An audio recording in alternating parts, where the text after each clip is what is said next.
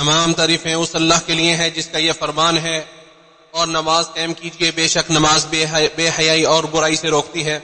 اور میں گواہی دیتا ہوں کہ اللہ تعالیٰ کے سوا کوئی معبود برحق نہیں، وہ تنہا ہے، اس کا کوئی شریک نہیں، جس نے اپنے بندوں کو کامل اور بھرپور نعمتوں سے سرفراز کیا تو وہی حمد و شکر اور ذکر و یاد کا سزاوار ہے۔ اور میں گواہی دیتا ہوں کہ ہمارے نبی و سردار محمد صلی اللہ علیہ وسلم اس کے بندے اور رسول ہیں جنہوں نے امت کی خیر خواہی کی، انہیں واعظ و ارشاد کیا، ان کی رہنمائی کی اور انہیں نصیحت و تذکیر کی۔ اللہ تعالیٰ آپ صلی اللہ علیہ وسلم پر، آپ کی آل اور صحابہ اکرام پر رحمتوں کا رسول فرمائے، ایسی رحمتیں جو پاکیزہ اور دائمی ہوں، جب تک رزق کی تلاش میں رہنے والا بھاگ دوڑ کرتا رہے اور اس کے لیے پیش قدمی کرتا رہے۔ حمد و صلات کے بعد مسلمانوں، تقوی الہی اختیار کرو، کیونکہ تقوی الہی استقامت کا مرکزی رکن، سلامتی کا قلعہ اور ندامت و شرمندگی والے اعمال سے بچاؤ کا بہترین اور محفوظ آشیانہ ہے۔ جیسا کہ ارشاد باری تعالیٰ ہے، اے لوگوں جو ایمان لائے ہو، اللہ تعالیٰ سے ڈرو جیسے اس سے ڈرنے کا حق ہے، اور تم ہرگز نہ مرو مگر اس حال میں کہ تم مسلمان ہو۔ مسلمانوں، نماز ایمان کی علامت، دین و مذہب کی عصمت، جسموں کی طہارت اور حزن و ملال کے خاتمے کا سبب ہے۔ یہ نیکیوں کی اصل، برکتوں کا سرچشمہ اور مسرت و شادمانی کا محل اجتماع ہے، اور اللہ تعالیٰ نے اپنی پسندیدہ شریعت میں بندوں پر دن رات میں 5 فرض نمازوں کی پاسداری، ان پر ہمیشگی اور ان کی پابندی فرض کی ہے۔ جیسا کہ ارشاد باری تعالیٰ ہے، سب نمازوں کی حفاظت کرو اور درمیانی نماز کی، اور اللہ تعالیٰ کے فرما بردار ہو کر کھڑے رہو۔ اور مزید ارشاد فرمایا، اور جو لوگ آخرت پر ایمان رکھتے ہیں وہ اس پر ایمان لاتے ہیں اور وہ اپنی نماز کی حفاظت کرتے ہیں، اور ان نمازوں کی پابندی وہی شخص کرتا ہے جو ان کی تعظیم و توقیر کرتا ہے، ان کی قدر و قیمت سے واقف ہے اور ان کی ادائیگی پر اجر و ثواب کی امید بھی رکھتا ہے۔ مسلمانوں، قرآن مجید میں بہت زیادہ تکرار کے ساتھ نماز قائم کرنے کا حکم وارد ہوا ہے، جو اس کی رفعت شان اور عالی قدر و منزلت پر ایک بہترین دلیل ہے۔ اور نماز کو قائم کرنے سے مراد اس کی شرائط، ارکان و واجبات، سنتوں اور پوری حیات و کیفیات کے ساتھ ان کے اپنے ہی اوقات پہ ادا کرنا، اسے نماز قائم کرنا کہتے ہیں۔ اور کسی مسلمان کے لیے جائز نہیں کہ وہ فرض نماز کو قبل از وقت ادا کرے، اور نہ ہی اسے جان بوجھ کر اس کے وقت سے لیٹ کر دے، جیسا کہ ارشاد باری تعالیٰ ہے، سورج ڈھلنے سے رات کے اندھیرے تک نماز قائم کیجیے اور فجر کا قرآن پڑھ، بے شک فجر کا قرآن ہمیشہ سے حاضر ہونے کا وقت رہا ہے۔ اور عبداللہ بن عمر رضی اللہ تعالی عنہما سے مروی ہے کہ رسول اللہ صلی اللہ علیہ وسلم نے فرمایا، نبی کریم صلی اللہ علیہ وسلم نے فرمایا، ظہر کا وقت عصر کا وقت شروع ہونے تک ہے، اور عصر کا وقت سورج کے زرد ہونے سے پہلے تک ہے، اور مغرب کا وقت اس وقت تک ہے جب تک شفق غروب نہ ہو، اور عشاء کا وقت آدھی رات تک ہے، اور فجر کا وقت جب تک سورج طلوع نہ ہو۔ اسے امام مسلم نے روایت کیا ہے۔ اور مسروق فرماتے ہیں، ایسا نہیں ہو سکتا کہ 5 نمازوں کی پابندی کرنے والے شخص کو غافلین میں شمار کر دیا جائے، البتہ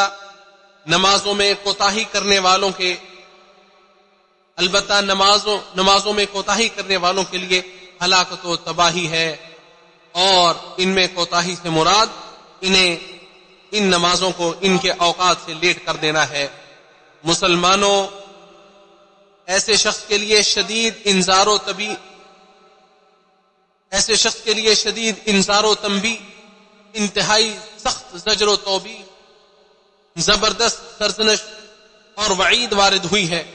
جو جان بوجھ کر فرض نماز کو اس کے مقررہ شرعی وقت سے لیٹ کر دیتا ہے، جیسا کہ اللہ تعالیٰ کا فرمان ہے۔ بس ان نمازیوں کے لیے بڑی ہلاکت ہے وہ جو اپنی نماز سے غافل ہیں، یعنی لاپرواہی اور غفلت و سستی برتتے ہیں، انہیں کوئی اہمیت نہیں دیتے اور نہ ان کی کوئی پرواہ کرتے ہیں، اور نہ ہی ان کے اوقات میں کوئی خاطر خواہ دلچسپی رکھتے ہیں۔ انہیں کوئی پرواہ نہیں ہوتی کہ نمازوں کو ان کے اوقات میں ادا کریں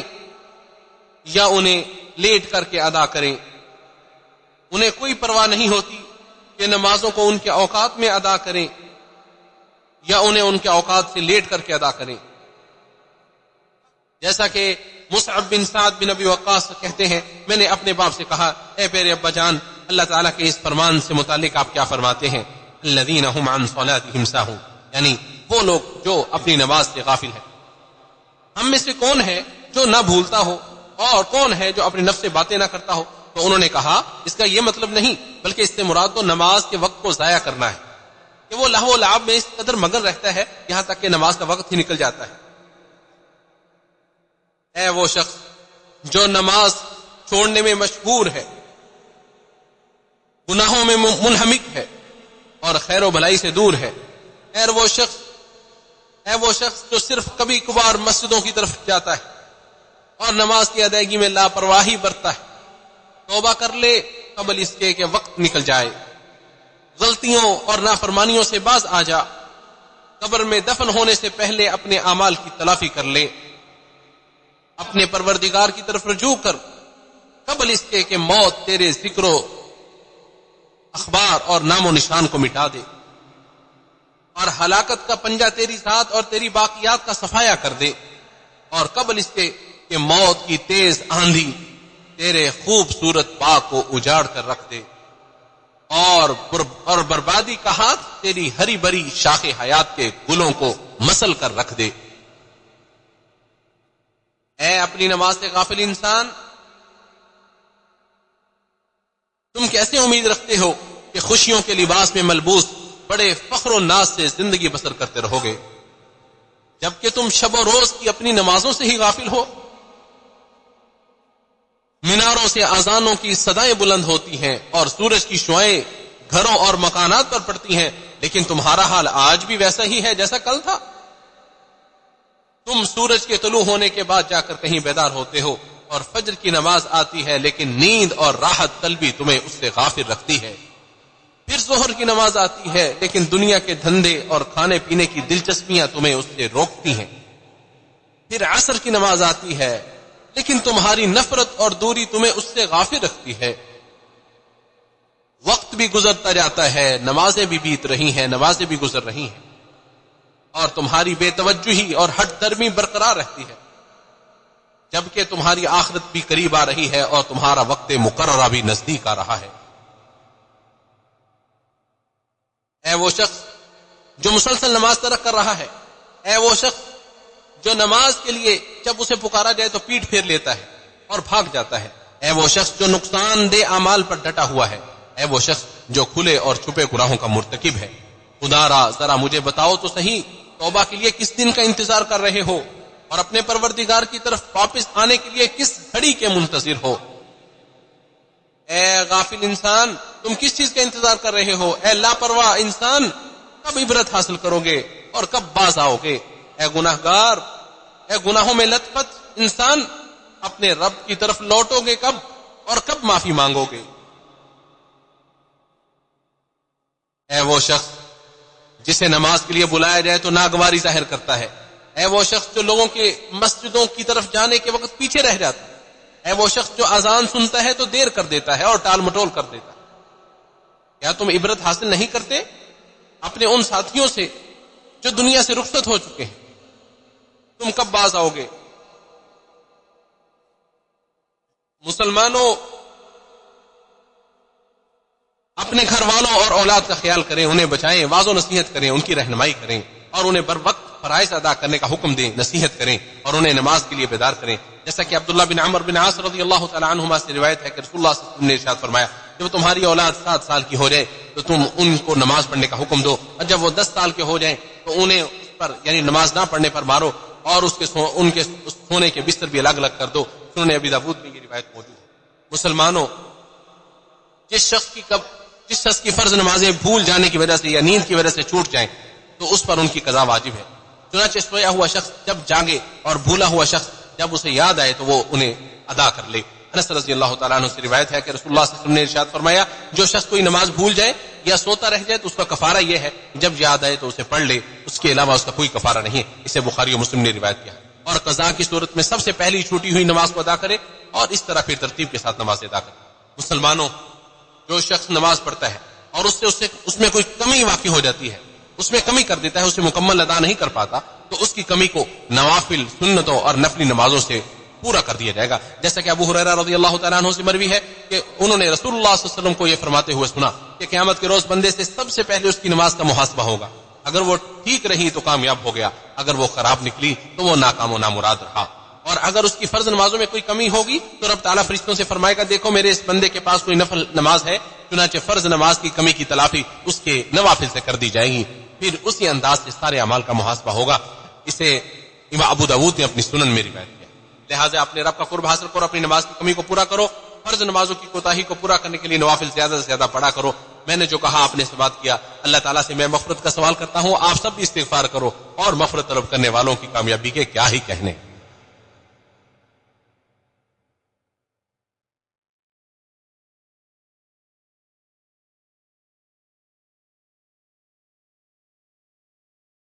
ہر قسم کی تعریف اس اللہ تعالیٰ کے لیے ہے جو ہر اس شخص کو پناہ دیتا ہے جو اس کے لطف و کرم کا طلبگار ہوتا ہے، اور میں گواہی دیتا ہوں کہ اللہ تعالیٰ کے علاوہ کوئی معبود برحق نہیں، وہ تنہا ہے، اس کا کوئی شریک نہیں، جو بیماریوں کے علاج سے مایوس لوگوں پر انعام و احسان کرتے ہوئے ان کے لیے دعا اور علاج کا بندوبست کر دیتا ہے، اور میں گواہی دیتا ہوں کہ ہمارے نبی اور سردار محمد صلی اللہ علیہ وسلم اس کے بندے اور رسول ہیں، جن کی پیروی کرنے والا شخص ہدایت کے راستے پر گامزن ہو جاتا ہے، اور ان کی نافرمانی کرنے والا ضلالت و گمراہی اور ہلاکت و تباہی کے گڑھے میں جا گرتا ہے۔ مسلسل اور ہمیشہ درود و سلام نازل ہوں آپ صلی اللہ علیہ وسلم پر اور آپ کے آل صحابہ اکرام پر۔ حمد و صلات کے بعد مسلمانوں اللہ تعالیٰ سے ڈرو،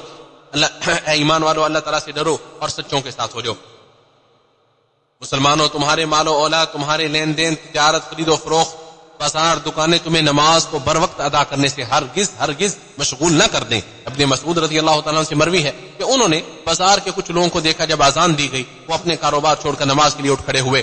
جناب ابن مسعود رضی اللہ تعالیٰ عنہ نے کہا کہ وہ لوگ ہیں جن کا ذکر اللہ تعالیٰ نے اپنی کتاب میں یوں کیا ہے، رجال لا تلہیہم تجارۃ ولا بیع عن ذکر اللہ، ایسے لوگ ہیں جنہیں تجارت اور خرید و فروخت اللہ کے ذکر سے غافل نہیں کرتی۔ مسلمانوں قربت اور نیکیوں کے مواقع کو ہاتھ سے مت جانے دو، اجر و ثواب، رحمتوں بھرے جھونکوں اور برکتوں والی جگہوں سے غافل کرنے والے مشاغل اور رکاوٹیں اور ایسے کام تمہیں مشغول نہ کر دیں، تمہیں نہ روکیں۔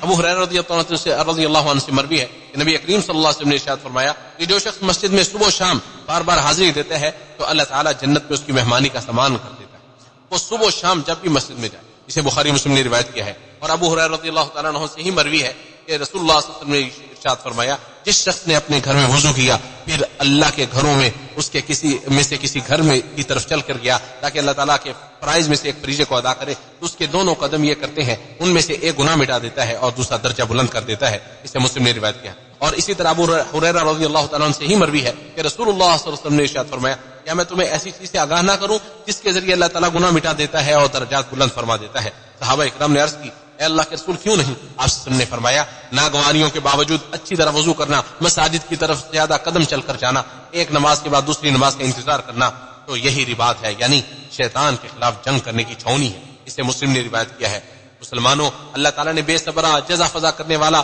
اور بہت زیادہ بخیل شخص، ایسے شخص کی اللہ تعالیٰ نے مذمت کی، جب اس پر نعمتیں آتی ہیں تو شکر نہیں کرتا اور جب اس پر بلا و مصیبت آتی ہے تو صبر نہیں کرتا، سوائے ان لوگوں کے جو نماز پڑھنے والے ہیں، جو بلا و مصیبت کے وقت نہ گھبراتے ہیں اور نہ نعمتوں کی فراوانی کے وقت کنجوسی کرتے ہیں۔ ارشاد باری تعالی ہے بلا شبہ انسان تھر دلا بنایا گیا ہے، جب اسے تکلیف پہنچتی ہے تو وہ گھبرا جانے والا ہے، اور جب اسے کوئی نعمت ملتی ہے تو بڑا بخیل بن جاتا ہے، سوائے نماز ادا کرنے والوں کے جو اپنی نمازوں کی پابندی کرتے ہیں، کیونکہ فرض نمازیں زجر و توبیخ کرنے والی ہیں، جو گھٹیا عادتوں اور برے اخلاق پر نمازیوں کی سرزنش کرتی ہیں، اور یہ روکنے والی ہیں جو گناہوں اور بے حیائی کے کاموں، برائی کے کاموں سے نمازیوں کو روکتی ہیں اور انہیں خون، عزت، مال اور املاک پر زیادتی کرنے سے باز رکھتی ہیں۔ ارشاد باری تعالیٰ ہے بے شک نماز بے حیائی اور برائی سے روکتی ہے۔ جو شخص نمازوں کے اوقات کی پابندی کرتا ہے وہ گندگی میں ملوث ہونے، حرام چیزوں، مشتبہ امور سے لوگوں میں سے سب سے زیادہ دور ہوتا ہے، اور جو شخص خشوع کے ساتھ نماز ادا کرتا ہے وہ امانتوں میں خیانت کرنے والوں کے افعال سے کوسوں دور رہتا ہے۔ اپنی نماز کی حفاظت کرو کیونکہ یہ ایسی عبادت ہے جو تمہاری ترقی کا ذریعہ ہے، یہ ایسا واسطہ ہے جو تعلق باللہ میں تمہیں تقویت فراہم کرتا ہے، نیز تمہاری حفاظت کا بھی سبب ہے۔ ہدایت کی راہ دکھانے والے اور تمام مخلوق کی شفاعت کرنے والے نبی احمد مصطفیٰ صلی اللہ علیہ وسلم پر درود و سلام بھیجیں، کیوں ان پر جو ایک بار سلام پڑے گا اللہ تعالیٰ اس پر 10 رحمتیں نازل فرمائے گا۔ اے اللہ ہمارے نبی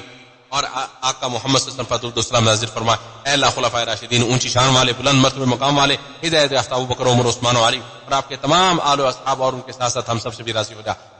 اے اللہ اسلام اور مسلمانوں کو غلبہ عطا فرما۔ اے اللہ شرک اور مشرکین کو ذل و رسوا فرما، دین اسلام کے دشمنوں کو نیست و نابود فرما، ہمارے اور مسلمانوں کے ممالک کے خلاف سازش رچنے والوں کی سازشوں مکاروں کی مکاریوں، دشمنوں کی عداوت اور حسد کرنے والوں کے حسد سے ہمیں محفوظ کر۔ اے تمام جہانوں کے پالنہار، اے میرے پروردگار اس شہر کو امن والا بنا دے، اے میرے پروردگار اس شہر کو امن والا بنا دے۔ اے اللہ ہمارے امام اور ہمارے حاکم خادم حرمین شریفین کو اس چیز کی توفیق عطا فرما جسے تو پسند کرتا ہے اور جسے تو محبت کرتا ہے، نیکی اور تقوی کی طرف ان کی رہنمائی فرما۔ اے اللہ ان کو اور ان کے ولی عہد کو اور تمام مسلم حکمرانوں کو اس چیز کی توفیق عطا فرما جس میں اسلام کی شان و شوکت اور مسلمانوں کی خیر و برائی مضمر ہو۔ اے تمام جہانوں کے پالنہار، اے اللہ ہمارے بیماروں کو شفا عطا فرما، مصیبت زدوں کو عافیت نصیب فرما اور ہمارے مرنے والوں پر رحم فرما۔ اے تمام جہانوں کے پالنہار، اے اللہ ہمارے فلسطینی بھائیوں کو ظالموں جابروں اور ناجائز قبضہ جمانے والوں کے خلاف اللہ ہمارے فلسطینی بھائیوں کی مدد فرما۔ اے اللہ مسجد اقصی کو غالب، اے اللہ مسجد اقصی کو غاصب یہودیوں کی گندگی سے پاک کر دے۔ اے اللہ فلسطین میں ہمارے لوگوں کی حفاظت فرما، ان کے ہونے والے نقصانات کی بھرپائی فرما، جلد انہیں فتح نصیب فرما، ان کی لغزشوں کو معاف فرما، ان کی تکلیف کو دور کر دے، ان کے قیدیوں کو رہائی نصیب فرما، ان کے بیماروں کو شفا عطا فرما اور ان کے مرنے والوں کو شہیدوں کا رتبہ اور درجہ عطا فرما۔ اے اللہ اے تمام جہانوں کے پالنہار، اے تمام جہانوں کے پروردگار، اے اللہ اے اللہ